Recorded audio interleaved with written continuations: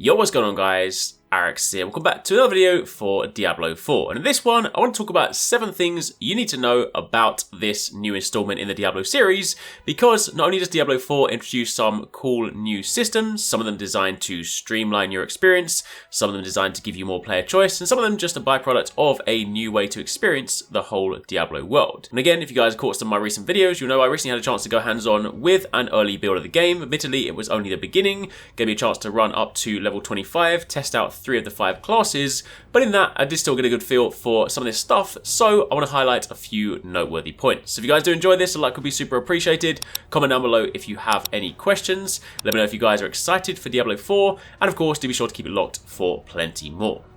So, first things first, in at number 1, this is, you can kind of consider Diablo 4 as an evolution of your classic Diablo. The developers have said that Diablo 4 is sort of like a culmination of what made past Diablo entries so iconic and memorable. It combines the sort of bleak tone of the original, and it definitely does have that sort of really sinister, bleak feeling. There are a lot of sort of dark elements to the cutscenes. Things are definitely quite sort of brooding and ominous. It also has the more sort of open world nature of the second game, the combat, or at least sort of the comparable elements of combat from the third game, and they all sort of come together and mix in to make Diablo 4. There are of course more gameplay options than ever in this game, and lots of small details and extra sort of care applied to all the sort of corners of the world, but basically you can sort of see this as a culmination of some of the best parts of all the Diablo games. However, one of the most exciting things in at point number 2 is that this is completely up to you how you explore the world. There is so much player freedom. Diablo 4 is the first time in the series that you truly can create your own adventure.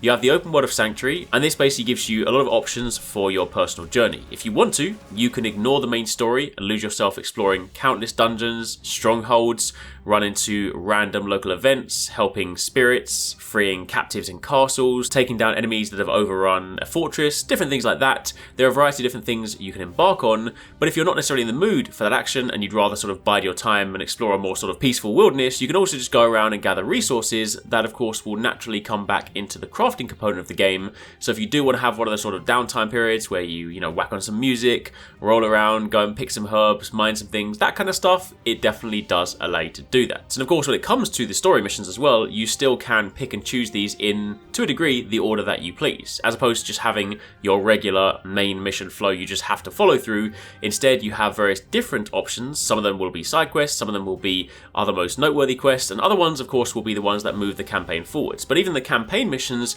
are still broken into various different options, so you can still choose the order in which you do them. Yes, admittedly some of them are level gated, or not necessarily level gated, but you have an advisory level, so some of them may be slightly beyond your current capabilities, but you do have a lot of freedom. The story is also non-linear as well, meaning that you can face many circumstances that may lead you down various different roads along the way. You will of course still have to tackle the sort of core story beats to reach the game's conclusion, but again, how you get there is up to you.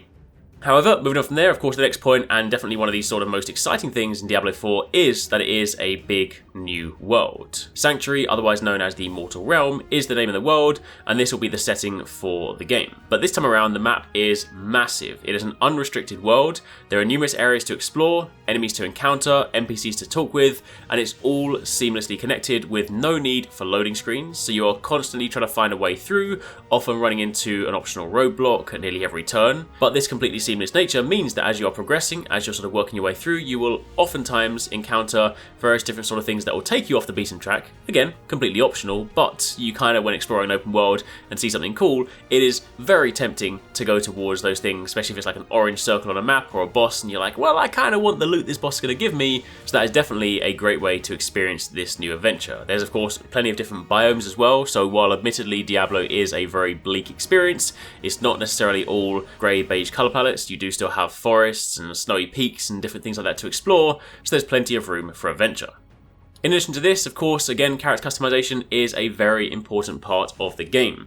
This game not only gives you the ability to create your own character right from the beginning, you of course select your body type and then you can go through, select various different facial options, hairstyles, eye colour, face markings, earrings, different things like that. But again, on top of that, you also can salvage your gear as you progress throughout the game in order to bolster and sort of accumulate an array of different cosmetic items that you can apply to some of your favourite gear pieces. However, customization is not just visual.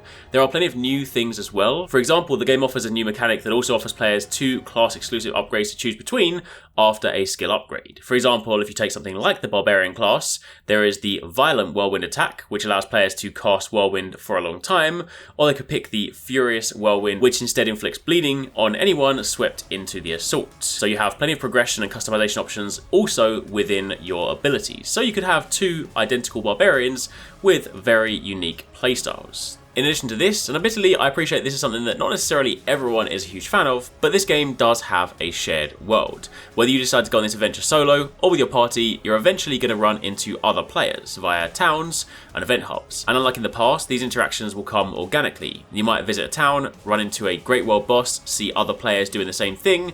Without needing to open any menus, you can just team up with these strangers and tackle this same boss. And some of those will definitely be nigh on impossible if you don't have a large team. Honestly, in games like this, I do love world bosses. Again, I appreciate some people do still miss or will still miss the ability to play this game offline because sometimes you just want to sort of grind on your own, but having a big open world and having the ability to just run around and occasionally see other players is something that kind of breathes life into the world and again is often quite nice to see, especially if you happen to see them when you need help the most.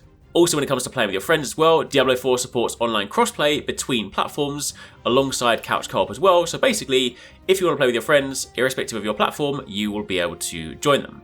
Furthermore, another exciting thing is the ability to modify your loot. One of the best pieces of Diablo 4 is how loot upgrades are handled. You can buff and mod items you find or craft at blacksmiths. Blizzard have also confirmed that you'll be able to perform equipment-defining modifications, such as extracting legendary power from items and adding them to the power of other equipment. And this also makes every piece of loot potentially essential and powerful.